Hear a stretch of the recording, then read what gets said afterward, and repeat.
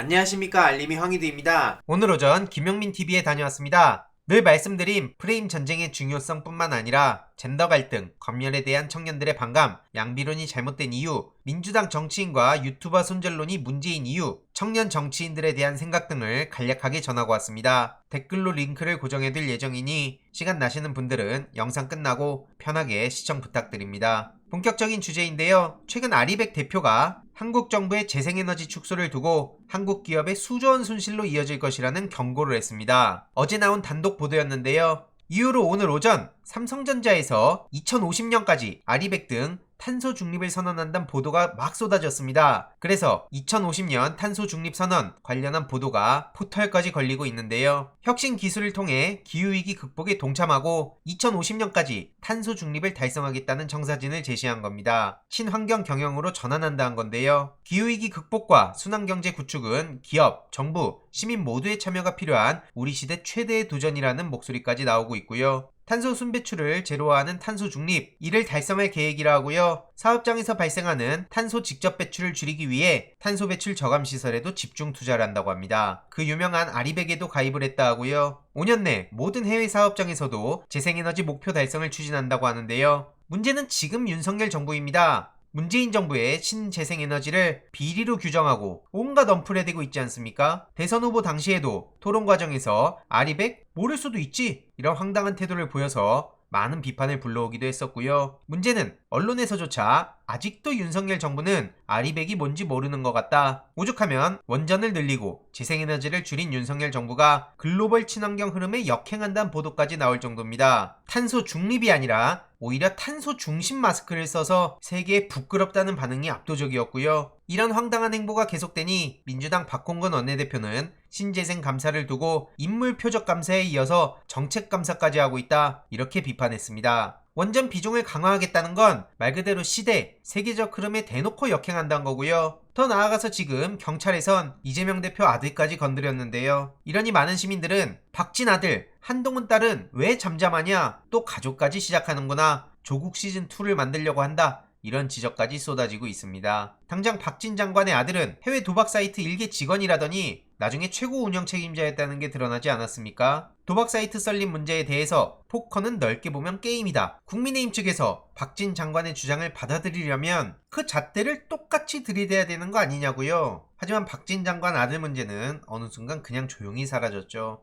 이외로도 윤석열 대통령으로 다시 돌아오면 대선 공약에서 농촌 마을 주치의를 강조해왔었는데 이것도 은근슬쩍 폐기를 하며 뒤통수를 쳤다고 합니다. 이게 왜 중요하냐? 의료기관이 없거나 접근성이 떨어지는 농촌 지역에 전문 의료인이 찾아가서 맞춤형 의료 서비스를 제공한다는 취지였는데 이걸 사실상 폐기한 거고요. 게다가 최근 검찰총장 그만두고 코딩 학원을 다녔다, 이런 식으로 깜짝 고백을 했다는 단독 보도도 나왔었는데 이게 왜 단독인지는 모르겠습니다. 아무튼 주변에도 안 알리고 혼자 코딩 학원에 다녔다, 이런 얘기를 하면서 입학 연령 하향 관련한 얘기가 나옵니다. 쉽게 말해 초등학교 입학 연령을 만 5세로 낮춘다 해서 보수 진보를 떠나 엄청나게 많은 비판을 불러오지 않았습니까? 그런데 얘기하는 걸 보면 애초에 윤석열 대통령의 생각이었구나 라는 반응들이 나올 수밖에 없는 겁니다. 이에 많은 시민들도 결국 입학 연령을 낮춘다는 건 코딩 일찍 배우게 하기 위한 윤석열 대통령의 머리에서 나온 거였구나, 아이를 키워본 적도 없는 무식한 인간이 고집만 세면 이렇게도 무섭다, 코딩 학원 다니는 사람이 컴퓨터 비나면 딱 띄워놓고 결제한다고 품 잡고 있냐, 황당하단 반응도 많이 나오고 있고요. 이외로도 국민의힘 서울시 의원 이승복이란 사람이 주민들을 향해서 반말을 하고 이런 식으로 삿대질하며 고성을 지르는 게 그대로 영상으로 박제됐는데요. 국민의힘이라 놀랍지도 않다, 시민을 위해 일하라고 뽑아놨더니 주민들한테 삿대질을 한다, 염치가 없어도 정도껏 없어야 되는 거 아니냐는 지적까지 나오고 있고요. 국민의힘엔 원래 저런 사람들 소굴인 걸 아니까 별로 놀랍지도 않다는 얘기도 많이 나오고 있네요. 이외로도 김건희 관련한 이슈도 계속 논란이 커지고 있는데요. 시대전환 조정훈 의원은 본인은 아주 냉정한 협상가다, 그러면서 김건희 특검법에 대한 반대 의사를 다시 밝혔습니다. 이렇게 얘기하면 저를 비롯한 나머지 사람들은 비이성적으로 김건희 특검을 요구하는 겁니까? 그래서 어제도 말했듯이 고고한 척, 합리적인 척,